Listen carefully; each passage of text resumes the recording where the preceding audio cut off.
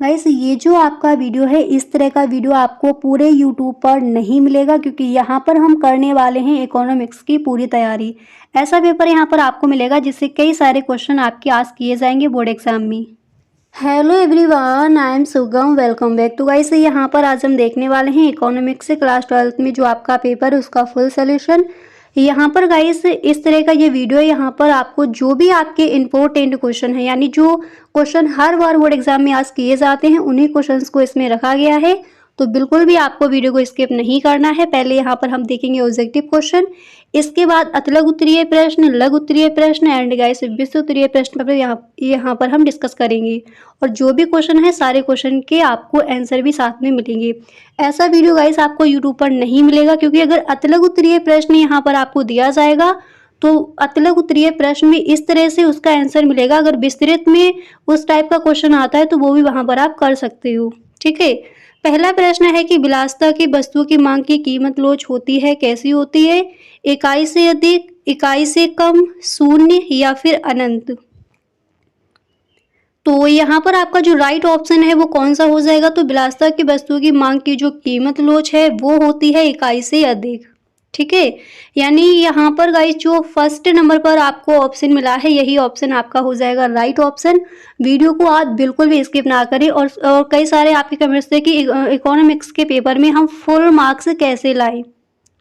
तो गाइस ये आपका फर्स्ट वीडियो है। इसी तरह से जो भी आपके मॉडल पेपर है उन सभी पेपर्स के फुल सोल्यूशन आपको मिलेंगे इसी चैनल पर। ठीक है, पूरा आपको मॉडल पेपर का फुल सोल्यूशन मिलेगा, एक भी क्वेश्चन यहाँ पर छोड़ा नहीं जाएगा। तो इसी तरह से सारी वीडियोस आपको देखनी है। ठीक है, यहाँ पर नेक्स्ट क्वेश्चन है, एक वस्तु की मानवीय आवश्यकता को संतुष्ट करने की क्षमता को कहते हैं, क्या कहते हैं? उपयोगिता, उपभोग। नेक्स्ट ऑप्शन है उत्पादन एंड इसके बाद यहाँ पर नेक्स्ट ऑप्शन दिया गया है कीमत। तो आपको बताना है एक वस्तु की मानवीय आवश्यकताओं को संतुष्ट करने की क्षमता को क्या कहते हैं? संतुष्ट करने की क्षमता को हम कहते हैं उपयोगिता। ठीक है, इसी तरह से नेक्स्ट है कि जब सीमांत उत्पादन शून्य होता है तब कुल उत्पादन होता है, कैसा होता है? अधिकतम, न्यूनतम, शून्य या फिर इनमें से कोई नहीं। और गाइस यहाँ पर कुछ ऑब्जेक्टिव क्वेश्चन यहाँ पर हम देखेंगे, एक वीडियो आपका होगा उसमें सारे ही पूरी बुक से जो भी इंपॉर्टेंट क्वेश्चन है ऑब्जेक्टिव क्वेश्चन उसका आपको एक वीडियो मिल जाएगा। ठीक है, यहाँ पर भी हम देख रहे हैं पूरे पेपर का ही फुल सोल्यूशन आपको मिलेगा। तो गाइस वीडियो को आप इसके बिल्कुल भी ना करें। और अगर आपको गाइस वीडियो अच्छा लगे तो अपने सभी दोस्तों में आप इस वीडियो को शेयर जरूर करें। ओके, तो यहाँ पर आपका राइट ऑप्शन आप देख सकते हो, राइट ऑप्शन हो जाएगा अधिकतम। जब सीमांत उत्पादन शून्य होता है तब कुल उत्पादन कैसा होता है? अधिकतम होता है। अब यहाँ पर हम देखेंगे अतलग उत्तरीय प्रश्न। और अतलग उत्तरीय प्रश्न में गाइस आपको इस तरह से आंसर मिलेगा, ज्यादा शॉर्ट में आंसर नहीं दिया गया है, ताकि अगर लघु उत्तरीय प्रश्न में उस टाइप से आपका क्वेश्चन पूछा जाता है तो वो भी आप कर पाओ। अगर विस्तृत में पूछा जाता है तो विस्तृत में भी आप कर सकते हो। ठीक है, तो देखिए यहाँ पर क्वेश्चन है कि अल्पकाल एवं दीर्घकाल में अंतर बताइए। तो सिर्फ अंतर पूछा गया है, तो यहाँ पर इसके बारे में सारा कुछ आपको बताया जाएगा। तो यहाँ पर आप इसका आंसर लिखोगे कि अल्पकाल तथा दीर्घकाल के संकल्पना अल्पकाल समय की वह अवधि है जिसमें उत्पादन के कुल कारक स्थिर होते हैं तथा केवल परिवर्ती होते हैं, तथा कुछ केवल परिवर्ती होते हैं। अल्पकाल में कम से कम एक कारक श्रम अथवा पूंजी में परिवर्तन नहीं किया जा सकता, अतः वह स्थिर रहता है। इस अवधि में एक फर्म परिवर्तन साधनों में परिवर्तन कर सकती है, ना कि स्थिर साधनों में। और फिर आपको लिखना है दीर्घकाल। इसमें लिखोगे कि दीर्घकाल वह समयावधि है जिसमें उत्पादन के सभी कारकों को बदला जा सकता है। दीर्घकाल में उत्पादन के सभी कारकों में परिवर्तन लाया जा सकता है, जैसे मशीनरी, इमारत में संगठन इत्यादि, जिसके फलस्वरूप उत्पादन में परिवर्तन वांछित मात्रा में किया जा सकता है। इसके बाद आप थोड़ा यहाँ पर और देख लीजिए अल्पकाल के बारे में। आप लिखोगे अल्पकाल हमारे दैनिक जीवन के छोटे छोटे समय को दर्शाता है, यह कुछ हफ्तों या कुछ महीनों का होता है। अल्पकाल में हमारे जीवन में कुछ अतिरिक्त घटनाएं होती हैं जिनका हमारे जीवन पर बहुत सारा प्रभाव होता है। अल्पकाल में हम अपने लक्ष्यों और मकसदों को पूरा करने के लिए उत्साहित होते हैं। दीर्घकाल में आप लिखोगे कि दीर्घकाल एक बहुत बड़े समय अवधि को बताता है। इसमें कुछ सालों या कई दशकों का समय होता है। दीर्घकाल में हमारे जीवन की लंबी यात्रा होती है, जिसमें हम अपने जीवन के अलग-अलग महत्वपूर्ण कामों को संपादित करते हैं दीर्घकाल में। ठीक है, तो यहाँ पर क्वेश्चन अतिलघु उत्तरीय प्रश्न में दिया गया था, अल्पकाल एवं दीर्घकाल में अंतर बताइए। तो अल्पकाल एवं दीर्घकाल में अगर आपको ये अतिलघु उत्तरीय प्रश्न में दिया जाता है तो नीचे जो आपका ब्लू कलर का दिया गया अल्पकाल और नीचे जो दीर्घकाल दिया गया है, इतना अगर आप अतिलघु उत्तरीय प्रश्न में लिखकर आते हो तो आपको फुल मार्क्स ही मिलेंगे। अगर यही क्वेश्चन लॉन्ग में आपका लघु उत्तरीय प्रश्न में अगर आस्क किया जाता है तो फिर आपको पूरा ही लिखना है। जो भी क्वेश्चन यहाँ पर गाइस आपको मिलेंगे सारे ही क्वेश्चन आपको इसी तरह से दिए जाएंगे। कोई भी क्वेश्चन है तो ज़्यादा शॉर्ट में यहाँ पर आपको नहीं मिलेगा। ठीक है, और ये वीडियो आपके लिए इतना हेल्पफुल होगा गाइस, आपको बस एंड तक वीडियो देखना है और इसी तरह से सारे ही मॉडल पेपर के फुल सॉल्यूशन आपको मिलेंगे। तो गाइस एक भी वीडियो आपको स्किप नहीं करना है अगर इकोनॉमिक्स में आप फुल मार्क्स लाना चाहते हो इस बार के बोर्ड एग्जाम में। क्लियर। नेक्स्ट क्वेश्चन है कि बजट रेखा को परिभाषित कीजिए। तो बजट रेखा क्या है आप लिखोगे, सबसे पहले आपको हेडिंग डाली है बजट रेखा, इसके बाद आपको लिखना है कि उपभोक्ता की आय और कीमतों के आधार पर खरीदी जा सकने वाली वस्तुओं के संयोजनों को दर्शाती है। इसे उपभोग संभावना वक्र भी कहते हैं। यह एक ग्राफिकल प्रतिनिधित्व है। इसके बाद अब जैसे बजट रेखा को परिभाषित कीजिए इतना पूछा गया है, यहाँ पर आप इसकी विशेषताएं भी देखिए, आपको हेडिंग डालनी है बजट रेखा की विशेषताएं और हेडिंग डालने के बाद आप लिखोगे यह दो वस्तुओं के विभिन्न संयोजनों को दर्शाती है। यह वस्तुओं पर कुल व्यय का योग उपभोक्ता की आय के साथ संतुलित होता है। बजट रेखा का ढलान ऋणात्मक या नीचे की ओर होता है। इसके बाद आप लिखोगे बजट रेखा में बदलाव होने पर उपभोक्ता की क्रय शक्ति प्रभावित होती है और फिर आप लिखोगे बजट रेखा में बदलाव की वजह से खरीद की मात्रा में वृद्धि या कमी हो सकती है और इसके बाद आपको लिखना है कि बजट रेखा में बदलाव की वजह से बाजार मूल्य में बदलाव हो सकता है। तो सेकंड क्वेश्चन ये आपकी गाइस सभी अतिलघु उत्तरीय प्रश्न ही यहाँ पर दिए जा रहे हैं, तो देख लिया आपने। अगला क्वेश्चन है कि व्यष्टि अर्थशास्त्र क्या है।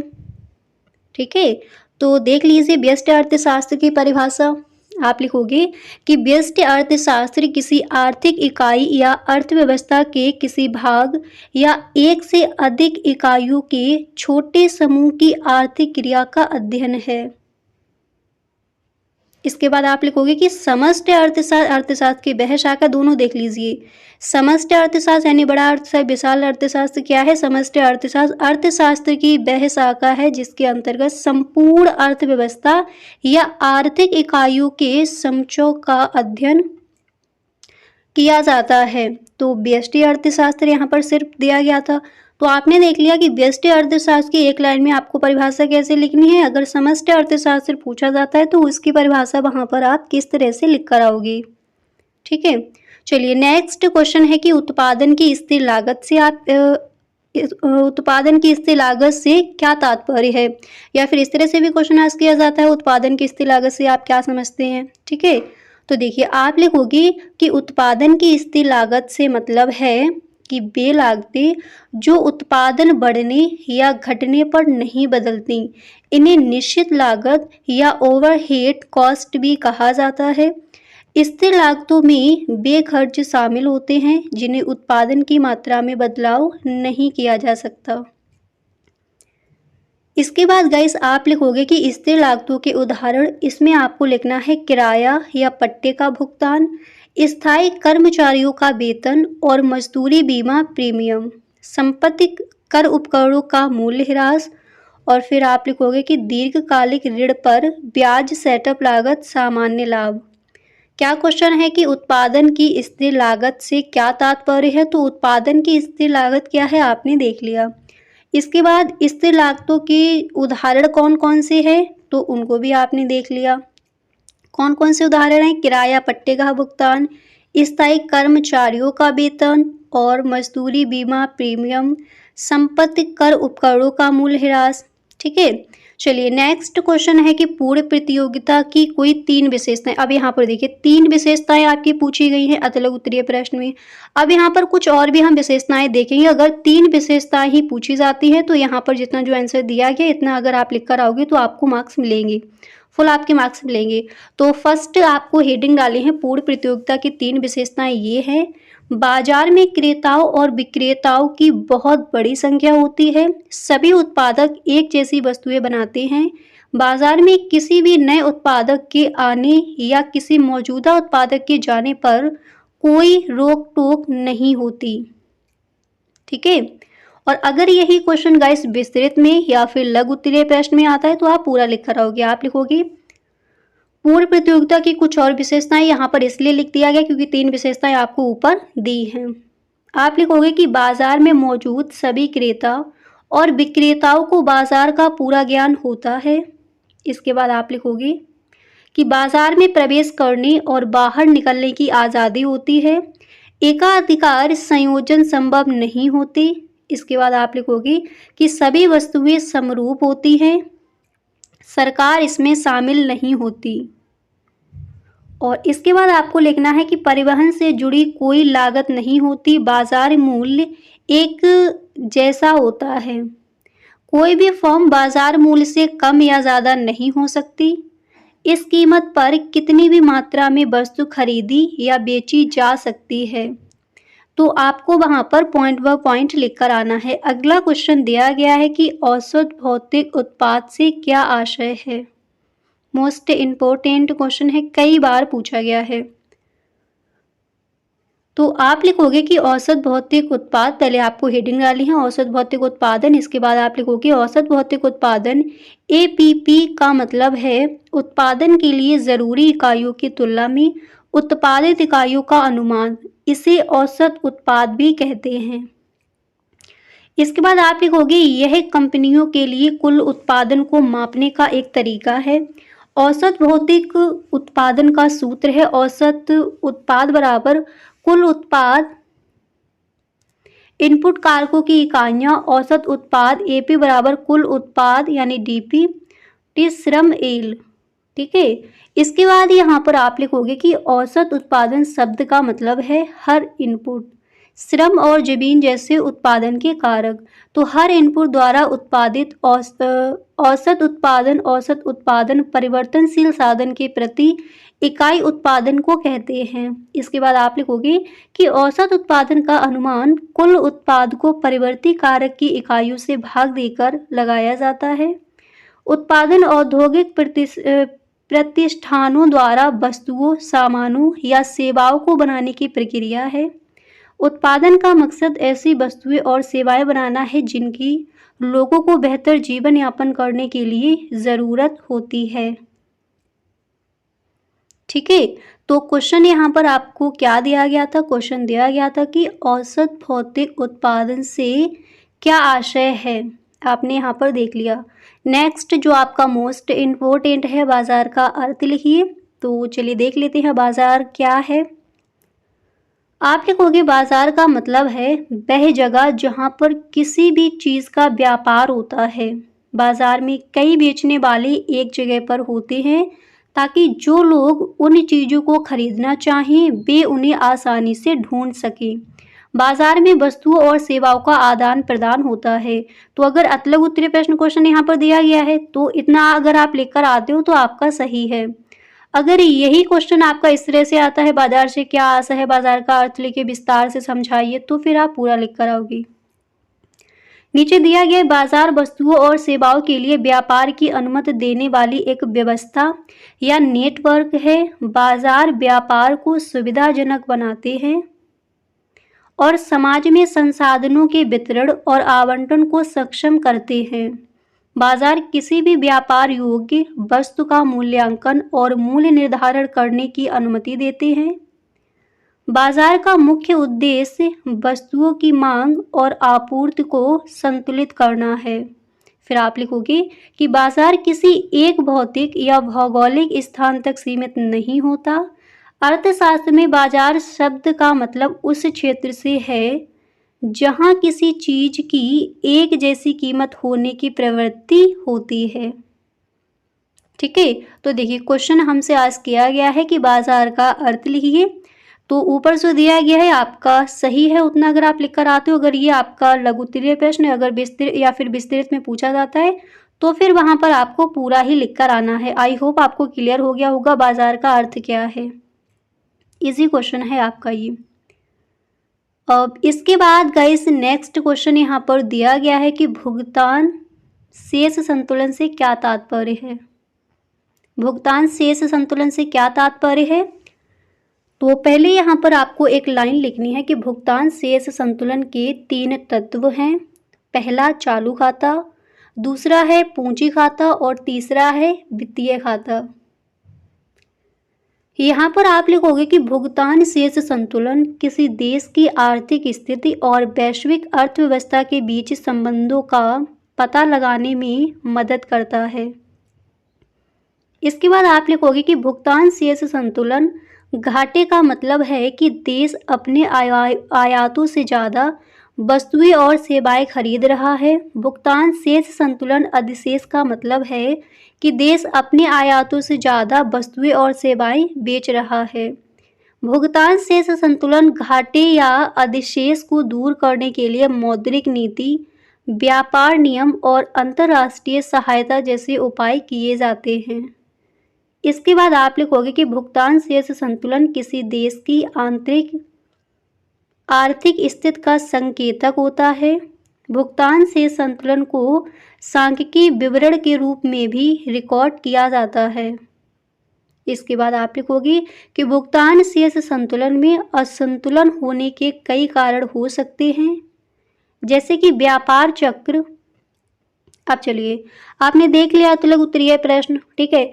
अब यहाँ पर देखिए लघु उत्तरीय प्रश्न में ऐसे कौन कौन से आपके क्वेश्चन हैं जो मोस्ट इम्पोर्टेंट हैं।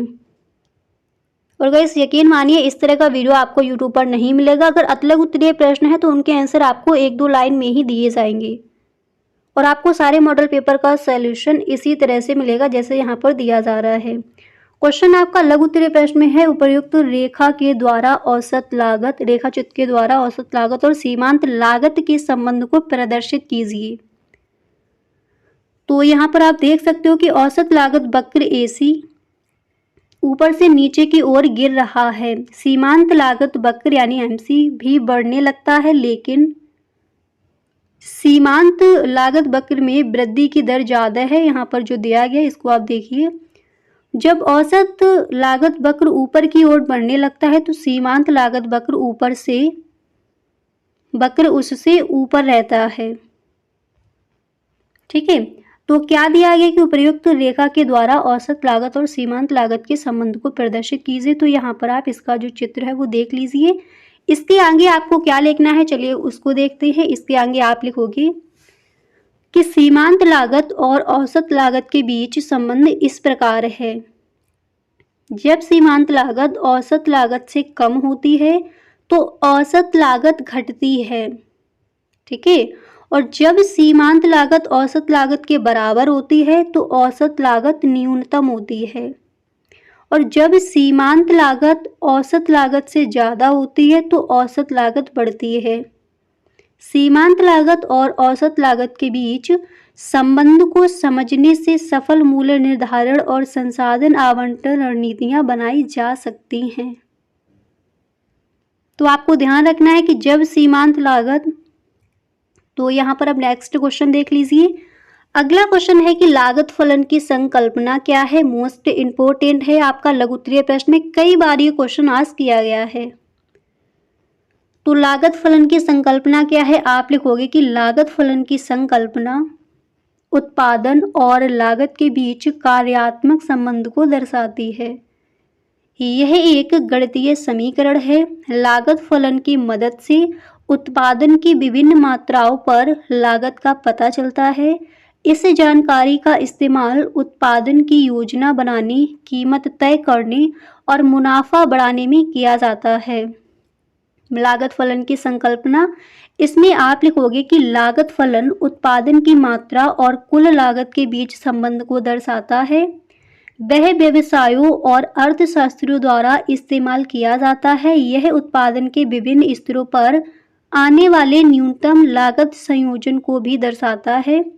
यह व्यवसायों को यह समझने में मदद करता है कि उत्पादन की विभिन्न मात्राओं पर लागत कैसे बदलती है। यह व्यवसायों को अपने संसाधनों का अधिकतम उपयोग करने में मदद करता है।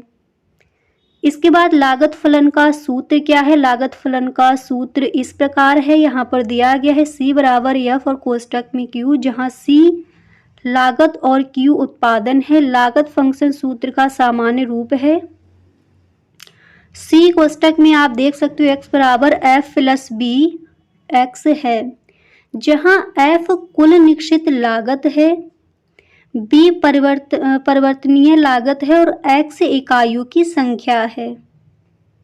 और इसके बाद आप लिखोगे और CX कुल उत्पादन लागत है। ठीक है, तो लागत फलन का जो सूत्र है वो क्या है? आई होप आपको क्लियर हो गया होगा। अगला क्वेश्चन है कि एक आगत का सीमांत उत्पाद क्या होता है? आप लिखोगे किसी आगत का सीमांत उत्पाद किसी आगत की इकाई बढ़ाने पर कुल उत्पाद में होने वाले बदलाव को कहते हैं। यह उत्पादन प्रक्रिया का एक अहम कॉन्सेप्ट है। सीमांत उत्पाद को MP से दर्शाया जाता है। इसके बाद आप लिखोगे कि सीमांत उत्पाद की गणना का फॉर्मूला है सीमांत उत्पाद बराबर कुल उत्पाद में बदलाव अपॉन आगत की इकाइयों में बदलाव।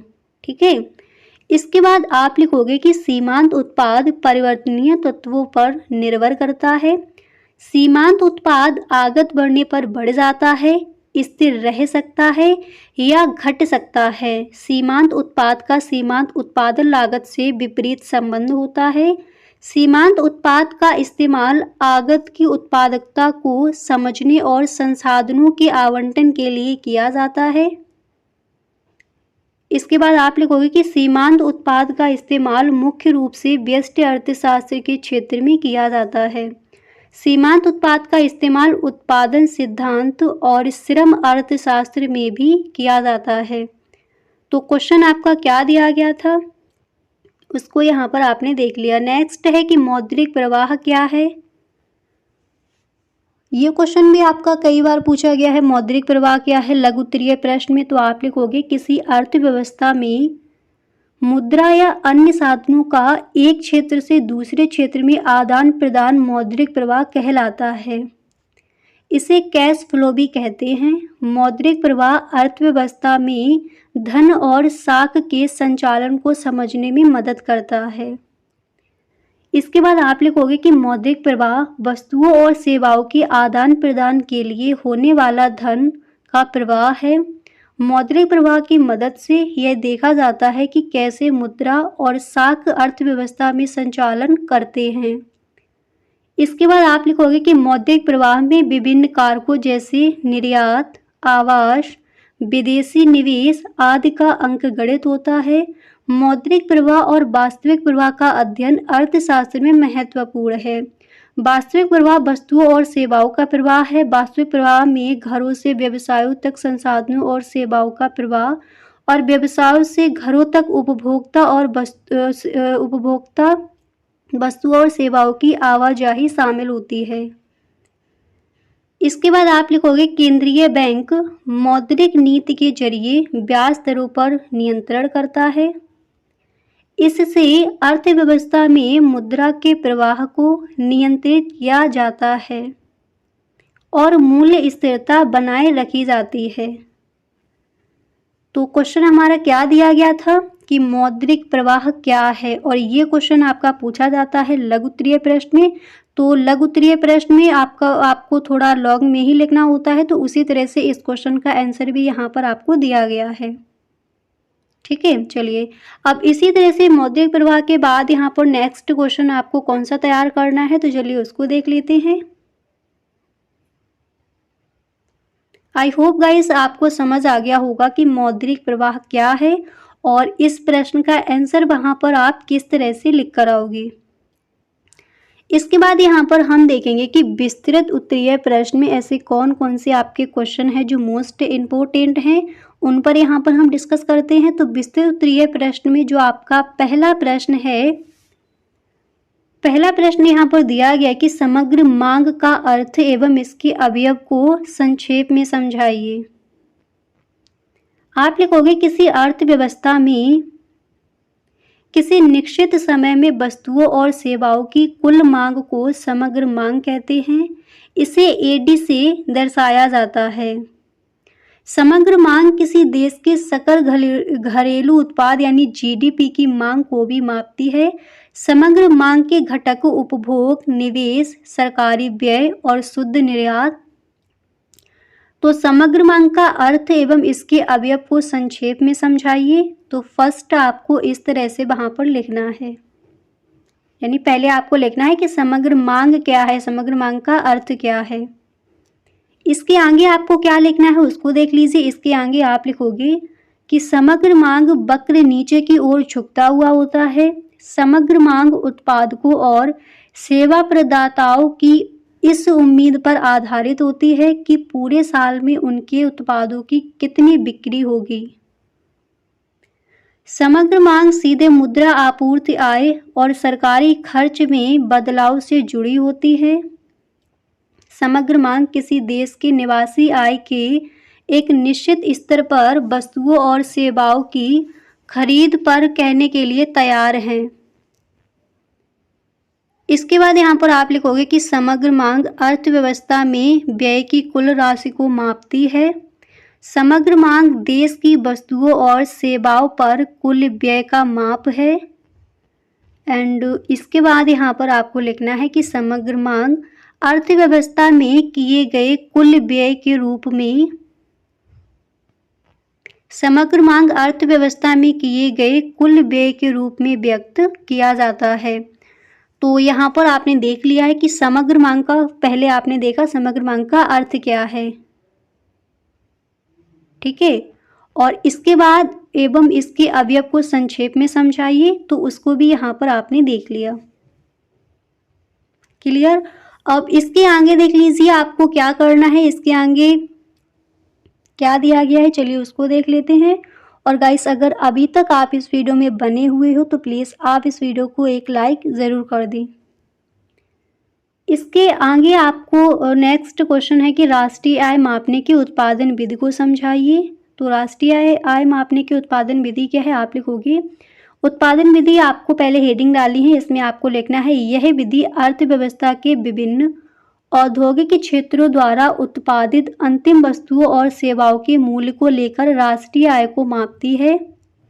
माप के चरण सभी उत्पादित इकाइयों को, अब यहाँ पर देखिए आय को मापती है। इसके बाद आप लिखोगे कि माप के चरण सभी उत्पादन इकाइयों को वर्गीकृत करें। इसका अर्थ है कि घरेलू या आर्थिक क्षेत्र में उत्पादन इकाइयों को विभिन्न क्षेत्रों में सामूहिकृत करना। उत्पादन इकाइयों को प्राथमिक, द्वितीयक और तृतीयक क्षेत्रों में वर्गीकृत किया गया है। निम्नलिखित उपचरणों का पालन करके प्रत्येक औद्योगिक क्षेत्र के एनबीए एएफसी का अनुमान लगाएं। आउटपुट का सकल मूल्य अनुमान लगाएं। आउटपुट जीवाओं को सकल मूल्य उत्पादित वस्तुओं का कुल मूल्य है। इसे दो तरीकों से अनुमानित किया जा सकता है। बिक्री और स्टॉक में शुद्ध वृद्धि के योग के रूप में आउटपुट का मूल्य। और इसके आगे आप लिखोगे आउटपुट का मूल्य बराबर कीमत मात्रावी मध्यवर्ती खपत का मूल्य अनुमानित करें। नीचे आप देख लीजिए, पहले जो आपका आंसर था वही यहाँ पर दिया गया है।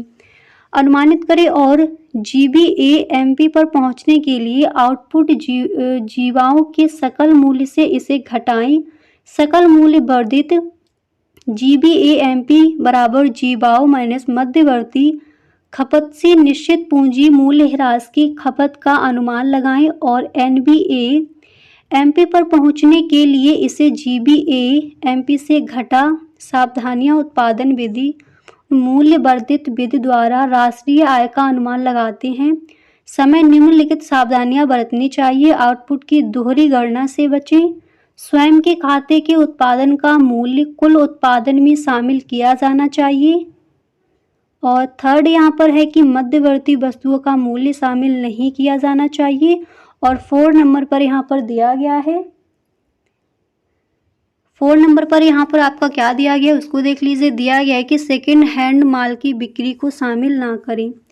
तो फर्स्ट है कि आउटपुट की दोहरी गणना से बचें, ध्यान रखना है आपको। और इसके बाद सेकेंड है स्वयं के खाते के उत्पादन का मूल्य कुल उत्पादन में शामिल किया जाना चाहिए। और नेक्स्ट है कि मध्यवर्ती वस्तुओं का मूल्य शामिल नहीं किया जाना चाहिए। और इसके बाद यहाँ पर नेक्स्ट है कि सेकेंड हैंड माल की बिक्री को शामिल ना करें। ठीक है, तो ये क्वेश्चन आपका किस में दिया जाता है, विस्तृत उत्तरीय प्रश्न में दिया जाता है। तो उसी तरह से आपको इस क्वेश्चन का आंसर भी वहां पर लिख कर आना है। तो क्वेश्चन था राष्ट्रीय आय मापने की उत्पादन विधि को संक्षेप में समझाइए, तो आपने देख लिया। इसी तरह से यहाँ पर नेक्स्ट क्वेश्चन क्या है उसको देख लीजिए। अगला क्वेश्चन है कि चालू खाता तथा पूंजी खाता क्या होता है, विवेचना कीजिए। आप लिखोगे चालू खाता किसी देश की आय व्यय को रिकॉर्ड करता है, वही पूंजी खाता देश की परिसंपत्तियों और देनदारियों में बदलाव को रिकॉर्ड करता है। इसके बाद आप लिखोगे कि चालू खाता पूंजी खाता। चालू खाता और पूंजी खाता के अंतर्गत आने वाले लेन देन व्यापार, सेवाएं, आय से जुड़े लेन देन, परिसंपत्तियों और ऋणों का आदान प्रदान, समय सीमा, आवधिक लेन देन, वित्तीय वर्ष के दौरान आय व्यय, दीर्घकालिक लेन देन, भविष्य की वित्तीय स्थिति अर्थव्यवस्था पर असर, अधिशेष मजबूत अर्थव्यवस्था का संकेत, अधिशेष विदेशी विश्वास का संकेत। और इसके बाद आप लिखोगे कि चालू खाते में शामिल चीजें, वस्तुओं और सेवाओं का निर्यात और आयात, आय का निवेश। इसके बाद चालू स्थानांतरण, पूंजी खाते में शामिल चीजें, परिसंपत्तियों और देनदारियों में शुद्ध परिवर्तन पूंजी हस्तांतरण, गैर उत्पादित। इसके बाद है गैर वित्तीय परिसंपत्तियों के साथ लेन देन। भुगतान संतुलन किसी देश और बाकी दुनिया के बीच सभी लेन देन का रिकॉर्ड होता है। इसमें चालू खाता और पूंजी खाता दोनों शामिल होते हैं। तो आई होप आपको क्लियर हो गया होगा कि चालू खाता तथा पूंजी खाता क्या होता है। अगला क्वेश्चन देखिए, दिया गया है कि पूर्ण प्रतियोगिता एवं, क्वेश्चन आपका दिया गया है पूर्ण प्रतियोगिता एवं एकाधिकार प्रतियोगिता क्या है। तो यहाँ पर पहले आप इसको देख लीजिए, इसके बाद इसका जो आंसर है उसको भी यहाँ पर हम देखेंगे। ठीक है, एक बार आप इसको देख लीजिए। तो एकाधिकार के मध्य क्या अंतर है, आप लिखोगे कि पूर्ण प्रतियोगिता और एकाधिकार में अंतर ये है कि पूर्ण प्रतियोगिता में कई विक्रेता होते हैं, जबकि एकाधिकार में एक ही विक्रेता होता है। पूर्ण प्रतियोगिता में उत्पाद एक जैसे होते हैं, जबकि एकाधिकार में उत्पाद अलग अलग होते हैं। पूर्ण प्रतियोगिता में बाजार में प्रवेश निकास के लिए कोई बाधा नहीं होती, जबकि एकाधिकार में प्रवेश के लिए बाधाएं होती हैं। पूर्ण प्रतियोगिता में विक्रेता बाजार की कीमत पर कोई असर नहीं डाल सकता, जबकि एकाधिकार में विक्रेता कीमत पर पूरा नियंत्रण रखता है। पूर्ण प्रतियोगिता में विक्रेता और खरीदारों को बाजार का पूरा ज्ञान होता है, जबकि एकाधिकार में खरीदारों को वस्तुओं की लागत का पूरा ज्ञान नहीं होता। तो आपको क्लियर हो गया होगा कि पूर्ण प्रतियोगिता एकाधिकार के मध्य क्या अंतर है। इसके बाद यहाँ पर देखिए, पूर्ण प्रतियोगिता और एकाधिकार आप लिखोगे अर्थशास्त्र के दो महत्वपूर्ण बाजार हैं, पूर्ण प्रतियोगिता और एकाधिकार। इन दोनों के बीच के अंतर बाजार के संचालन और नतीजों को प्रभावित करते हैं। वास्तविक दुनिया में कोई भी बाजार पूरी तरह से एकाधिकारवादी या पूर्ण प्रतिस्पर्धावादी नहीं होता। ठीक है, तो हमें क्वेश्चन यहाँ पर क्या मिला था, हमें क्वेश्चन दिया गया था कि पूर्ण प्रतियोगिता एवं एकाधिकार के मध्य क्या अंतर है, इसको आपको क्या करना है, स्पष्ट करना है। ठीक है, तो पूर्ण प्रतियोगिता क्या है इसको भी आपने देख लिया, एवं एकाधिकार क्या है और इसके मध्य क्या अंतर है उसको भी यहाँ पर आपने देख लिया। इसी तरह से गाइस नेक्स्ट क्वेश्चन क्या दिया गया है, तो चलिए हम यहाँ पर देख लेते हैं। अगला क्वेश्चन आपका क्या है, और गाइस अगर अभी तक आपने इस वीडियो को शेयर नहीं किया है तो प्लीज़ आप इस वीडियो को अपने सभी दोस्तों में एक बार शेयर ज़रूर करें, क्योंकि जैसा आपने कहा था कि इकोनॉमिक्स में जो भी आपके मोस्ट इम्पोर्टेंट क्वेश्चन है वो बता दीजिए, नहीं तो हम फेल हो जाएंगे। तो गाइस इसी तरह से आपकी 6 वीडियो आपको मिलेंगी, 6 मॉडल पेपर का फुल सोल्यूशन दिया जाएगा। तो आप इकोनॉमिक्स के पेपर में ऐसे अगर तैयारी करोगे तो फुल मार्क्स आपको मिलेंगे। नेक्स्ट क्वेश्चन है आय और समग्र मांग में परिवर्तन के प्रभाव की व्याख्या कीजिए। इसमें आप लिखोगे आय में बदलाव होने पर समग्र मांग में भी बदलाव होता है। इसका मतलब है कि आय का संतुलित स्तर समग्र मांग पर निर्भर करता है। इसके बाद आप लिखोगे आय और समग्र मांग में बदलाव के प्रभाव, आय बढ़ने पर उपभोग भी बढ़ता है। आयकर कम होने पर उपभोक्ताओं के पास ज़्यादा पैसे बचते हैं, जिससे खर्च बढ़ता है और मांग बढ़ती है। ऋण की उपलब्धता बढ़ने पर परिवार ज़्यादा खर्च करते हैं। ब्याज दर कम होने पर उधार लेना सस्ता हो जाता है, जिससे परिवार ज़्यादा खर्च करते हैं। ब्याज दर बढ़ने पर उधार लेने की लागत बढ़ जाती है, जिससे परिवार कम खर्च करते हैं। इसके बाद आप लिखोगे कि समग्र मांग में बदलाव के कुछ उदाहरण। इसमें आप लिखोगे अगर सभी को एक ही दिन में बोनस मिल जाए तो खर्च बढ़ेगा और समग्र मांग बढ़ेगी। अगर केंद्रीय बैंक ब्याज दर बढ़ाए तो निवेश कम हो जाएगा और समग्र मांग कम हो जाएगी। अगर किसी देश की मुद्रा का मूल्य गिर जाए तो घरेलू सामान विदेशियों के लिए सस्ते हो जाएंगे और आयात महंगे हो जाएंगे, इससे समग्र मांग बढ़ेगी। ठीक है, तो क्वेश्चन क्या दिया गया है कि आय और समग्र मांग में परिवर्तन के प्रभाव की व्याख्या कीजिए। अब गाइस इसी के साथ आप ये भी देख लीजिए कि समग्र मांग का अर्थ क्या है। आप लिखोगे कुल मांग या समग्र मांग का आशय संपूर्ण अर्थव्यवस्था में वस्तु तथा सेवाओं पर होने वाले कुल व्यय से होता है। इस प्रकार कुल मांग को कुल व्यय भी कहा जा सकता है, या फिर कह सकते हैं कुल मांग में उपभोग विनिमय शुद्ध निर्यात पर से जाने वाले व्यय का योग शामिल है। तो आपका क्वेश्चन था कि आय और समग्र मांग में परिवर्तन के प्रभाव की व्याख्या, और यहाँ पर आपने देख लिया कि समग्र मांग का अर्थ क्या है। ठीक है, चलिए इसी तरह से यहाँ पर नेक्स्ट क्वेश्चन दिया गया है कि आगत प्राप्त करने के लिए एक फर्म द्वारा किया जाने वाला व्यय कहलाता है। यह आपका ऑब्जेक्टिव क्वेश्चन है। ठीक है, तो यहाँ पर जो राइट ऑप्शन है अभी हम देखते हैं। तो आपने लघु उत्तरीय प्रश्न, अति लघु उत्तरीय प्रश्न एंड विस्तृत उत्तरीय प्रश्न यहाँ पर देख लिए। कुछ ऑब्जेक्टिव क्वेश्चन भी इंपॉर्टेंट रह गए थे, उनको भी यहाँ पर हम देख लेते हैं। फर्स्ट ऑप्शन है लाभ, सेकंड ऑप्शन है लागत, थर्ड है आगम, नेक्स्ट है उत्पादन। तो आगत प्राप्त करने के लिए एक फर्म द्वारा किया जाने वाला व्यय कहलाता है। उत्पादन जो ऑप्शन है आपका यहाँ पर रॉन्ग ऑप्शन है। फर्स्ट ऑप्शन है लाभ, ये ऑप्शन भी आपका यहाँ पर हो जाएगा रॉन्ग ऑप्शन। तो राइट ऑप्शन है लागत, आगम भी यहाँ पर रॉन्ग ऑप्शन है। तो राइट ऑप्शन कौन सा हो जाएगा? लागत। ठीक है, इसी तरह से यहाँ पर अगला क्वेश्चन है कि ये आपका मोस्ट इम्पोर्टेंट है, ध्यान रखना है आपको कि समष्टि अर्थशास्त्र के अभ्युदय का श्रेय जाता है किसको जाता है? मार्शल को, रॉबिन्स को, कीन्स को या फिर पीगू को।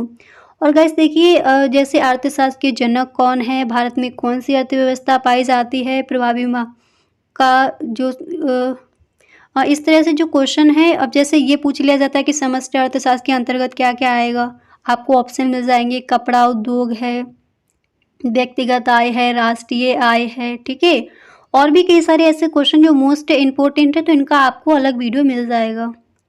यहाँ पर क्वेश्चन है कि समष्टि अर्थशास्त्र के अभ्युदय का श्रेय जाता है किसको जाता है? मार्शल को, रॉबिन्स को, कीन्स को या फिर पीगू को। तो यहाँ पर जो थर्ड नंबर पर है कीन्स, ये यहाँ पर हो जाएंगे राइट। इसी तरह से अगला क्वेश्चन यहाँ पर क्या दिया गया है, चलिए हम उसको देख लेते हैं। तो नेक्स्ट क्वेश्चन है कि आय में इकाई वृद्धि होने पर उपभोग में होने वाली वृद्धि को कहते हैं,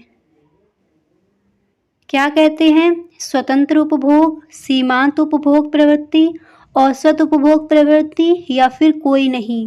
तो आय में इकाई वृद्धि होने पर उपभोग में होने वाली वृद्धि को हम क्या कहेंगे? उपभोग में होने वाली वृद्धि को, यहाँ पर कोई भी नहीं जो ऑप्शन है, ये ऑप्शन आपका गलत दिया गया है। फर्स्ट नंबर पर ऑप्शन क्या मिला है? स्वतंत्र उपभोग। सेकंड नंबर पर है सीमांत उपभोग प्रवृत्ति। थर्ड है औसत उपभोग प्रवृत्ति। तो यहाँ पर जो आपका राइट ऑप्शन है कौन सा होगा? तो यहाँ पर गाइस देख लीजिए, जो आपका राइट ऑप्शन है वो हो जाएगा सीमांत उपभोग प्रवृत्ति, यानी सेकंड नंबर पर जो ऑप्शन है यही ऑप्शन यहाँ पर आपका राइट ऑप्शन है। ठीक है। इसी तरह से नेक्स्ट क्वेश्चन अतले उत्तरीय प्रश्न में दिया जाता है, निवेश से क्या आशय है? ठीक है, ये क्वेश्चन कई बार पूछा गया है, निवेश से क्या आशय है, तो इसको भी आपको तैयार कर लेना है। तो गाइस मिलते हैं नेक्स्ट वीडियो में। अगर वीडियो अच्छा लगा है तो please tell me in the comment box. Okay, thank you.